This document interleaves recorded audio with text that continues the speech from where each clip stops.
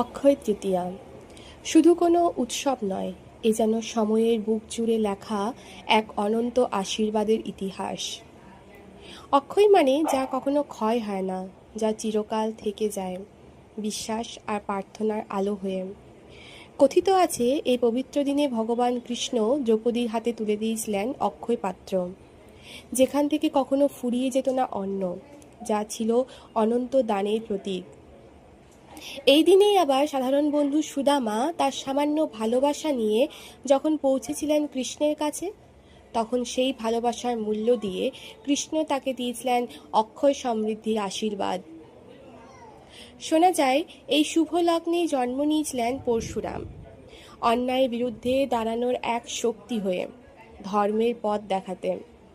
আর এই দিনেই স্বর্গ থেকে নেমে এসেছিলেন মা গঙ্গা, পৃথিবীর পাপ ধুয়ে দিতে, নতুন জীবনে সূচনা করতে।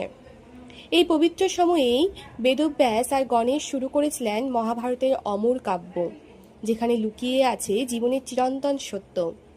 তাই অক্ষয় তৃতীয়া মানে শুধু শোনা নয়, এটা বিশ্বাসের দিন, ভালোবাসার দিন, আর নতুন করে শুরু করার সাহস। আজও মানুষ বিশ্বাস করে এই দিনে যা কিছু শুরু হয় তা হয়ে ওঠে অক্ষয়, চিরস্থায়ী, অনন্ত এক আশীর্বাদের মতো।